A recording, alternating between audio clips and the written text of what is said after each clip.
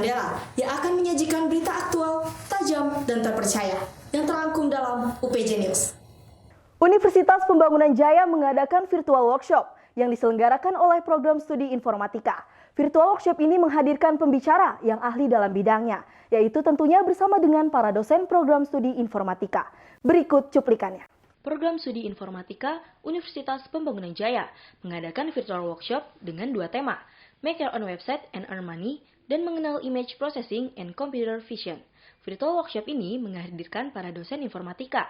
Di antaranya ada Bapak Hendi Hermawan, STMTI, Ibu Latifah Alfat, STMT, dan Bapak M. Nasuha, PhD.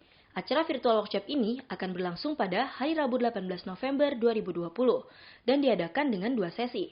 Acara virtual ini tidak dipungut biaya dan bisa mendapatkan e-certificate. Jaya Center for Advanced Learning Universitas Pembangunan Jaya menyelenggarakan pelatihan sertifikasi Project Management Associate di Gedung A Universitas Pembangunan Jaya pada tanggal 4 Desember 2020 yang diikuti oleh mahasiswa dan mahasiswi manajemen angkatan 2017. Seperti apa keseruannya? Mari kita simak cuplikan berikut ini. Pelatihan sertifikasi Project Management Associate yang diselenggarakan oleh Jaya Center for Advanced Learning Universitas Pembangunan Jaya diadakan dari 30 November sampai 11 Desember 2020. Terdapat 10 modul pelatihan dengan satu modul satu hari. Dan setelah modul selesai, akan diadakan seminar. Pelatihan sertifikasi pada 4 Desember 2020 diisi oleh Dr. Hastuti Naibaho, MSI, yang diikuti oleh mahasiswa-mahasiswi manajemen angkatan 2017 di lantai 4 Gedung A Universitas Pembangunan Jaya. Pelatihan diselenggarakan agar lulusan mahasiswa-mahasiswi Universitas Pembangunan Jaya tidak hanya memiliki kompetensi knowledge saja, tetapi juga memiliki kompetensi teknis.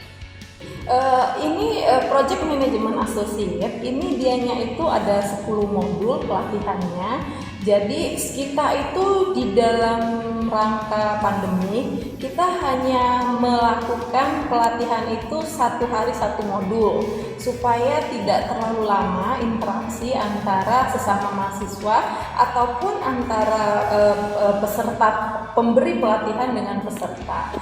Jadi pelatihan ini selesainya itu untuk 10 modul itu dalam 10 hari, tetapi di hari terakhir nanti akan ada seminar.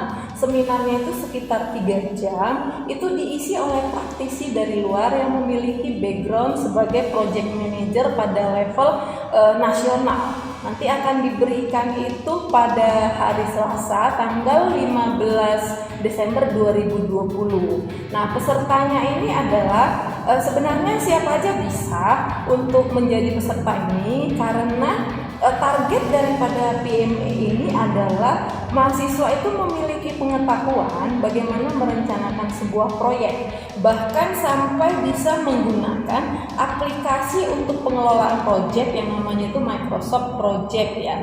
Pada hari yang terakhir nanti akan ada ujian sertifikasi pada level internasional, di mana mahasiswa itu akan login ke dalam websitenya daripada sertifikasi ini, lalu dia akan melakukan ujian di situ.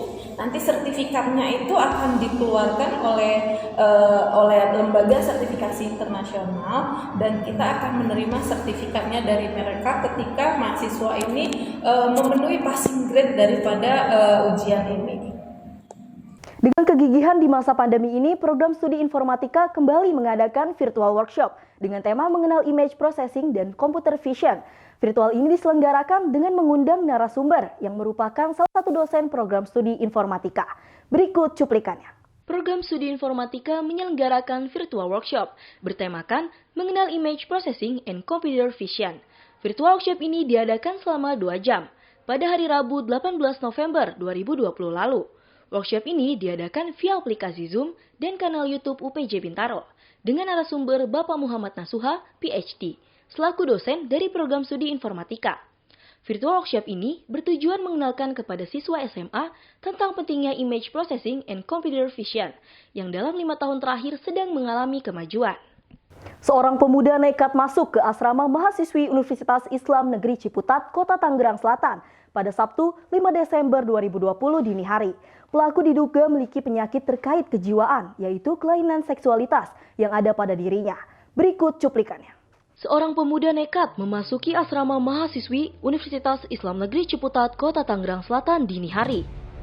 Pada 5 Desember 2020, Aksi yang dilakukan pemuda tersebut kepergok oleh penghuni asrama dengan meminta bantuan melalui WhatsApp grup. Pelaku diduga memiliki penyakit kelainan seksual. Dalam aksinya yang terekam CCTV, pelaku membawa celana dalam perempuan ke kamar mandi dan sempat melihat beberapa kamar mahasiswi. Kejadian tersebut bukan yang pertama kali terjadi, dan pelaku sempat dilaporkan ke Polres Tangerang Selatan, tetapi ditolak karena tidak ada unsur pidana. Cuaca ekstrim memang sedang melanda Indonesia. Kali ini hujan deras mengakibatkan banjir yang cukup tinggi di kota Medan, sehingga peristiwa tersebut mengakibatkan terdapat sedikitnya 6 orang korban jiwa. Berikut cuplikannya. Hujan deras menyebabkan sejumlah wilayah kota Medan terendam banjir. Diduga banjir tersebut akibat luapan air sungai. Pada Kamis 3 Desember 2020, pukul 22.30 waktu Indonesia Barat. Setidaknya ada 22.773 rumah di 13 kelurahan yang terdampak banjir tersebut. BPBD setempat menyebut ada 181 jiwa yang dievakuasi. Selain itu, ada 3 korban ditemukan tewas, sedangkan 3 lainnya masih dalam pencarian. Ketiga korban yang tewas merupakan warga kawasan Tanjung Selamat yang terkena banjir, akibat jebolnya tanggul sungai di sekitar pemukiman warga. Sementara, korban yang selamat dievakuasi telah disediakan bantuan logistik oleh BPBD setempat. Mayat bayi berjenis kelamin laki-laki ditemukan mengapung di Sungai Desa Gayaman, Kecamatan Mojoanyar, Kabupaten Mojokerto, Jawa Timur. Kapolsek Mojoanyar setempat mengatakan bahwa polisi masih mencari tersangka pelaku pembuangan bayi tersebut. Berikut cuplikannya. Mayat bayi berjenis kelamin laki-laki ditemukan mengapung di sungai di Desa Gayaman, Kecamatan Mojoanyar, Kabupaten Mojokerto, Jawa Timur.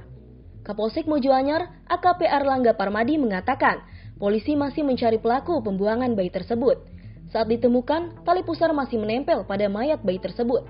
Erlangga menyebutkan, mayat bayi itu telah dibawa ke Rumah Sakit Bayangkara di Porong Sudiarjo. Menurut Erlangga, bayi laki-laki itu memiliki berat sekitar 2,7 kg dan panjang 4,7 cm. Mayat bayi laki-laki itu ditemukan di sungai yang berdekatan dengan kamar mandi umum di Desa Gayaman.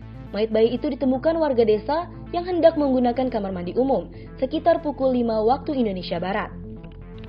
Destinasi wisata tentunya menjadi tempat yang paling diminati masyarakat sekitar untuk menghabiskan waktu di akhir pekan. Kali ini di Bandung, Jawa Barat terdapat tempat wisata yang sedang viral, bahkan memiliki desain tempat yang sangat unik. Seperti apa tempatnya? Mari kita simak cuplikan berikut ini. Kabupaten Bandung Barat tak henti-hentinya menawarkan wisata yang memanjakan para wisatawan. Salah satunya adalah Jembatan Cidulang atau lebih dikenal dengan Jembatan Bucin. Jembatan ini menghubungkan 2 kampung di wilayah Bandung Barat, tepatnya di Kampung Bunder Kecamatan Ciamplas dan Kampung Bunder Kecamatan Cililin. Penamaan kampung tersebut berasal dari singkatan Kampung Bunder dan Kecamatan Cililin. Jembatan Bucin sendiri membelah aliran Sungai Citarum yang mengalir ke Waduk Saguling. Jika Anda tertarik berkunjung, ada sebaiknya Anda berkunjung pada sore hari, seraya menikmati matahari terbenam dan bersuah foto. Tarif yang dikenakan pun cukup murah, yakni hanya Rp4.000 untuk bersuah foto dan Rp10.000 untuk berkeliling menggunakan perahu selama 45 menit. Sudah dikenal sebagai tujuan destinasi alam, Lombok juga memiliki kuliner yang cukup menggoda lidah para pengunjung. Ya, sate rembiga, salah satu sate paling populer yang tentunya merupakan makanan khas Lombok. Seperti apa kelezatannya? Berikut cuplikannya. Menikmati wisata kuliner khas suku Sasak Lombok. Sate adalah salah satu makanan yang populer di Lombok. Sate rembiga di kawasan Dasan Lengkong, Kelurahan Rembiga, yang paling disukai karena keunggulan sate rembiga terletak pada penggunaan daging khas dalam sapi yang lebih empuk. Sate bercita rasa agak pedas ini dibanderol seharga Rp20.000 untuk 10 tusuk. Tidak asing dengan wisata Museum Angkut di Kota Batu, Malang, Jawa Timur. Tempat wisata ini dapat ditempuh sekitar 1 jam menggunakan mobil dari Kampung Warna-Warni. Tempat wisata ini tentunya sangat memperhatikan protokol kesehatan, baik para penjaga atau pengunjung. Berikut cuplikannya. Museum Angkut menggabungkan konsep atraksi hiburan dan edukasi sejarah transportasi, baik dari dalam maupun luar negeri. Ada 3 zona di museum ini, yaitu zona edukasi, glamor, dan culture, yang tersebar di area dalam dan luar ruangan.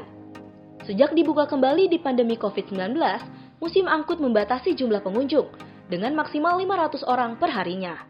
Berita tersebut sekaligus penutup perjumpaan kita kali ini. Saya Poppy Andela, pamit undur diri, sampai jumpa.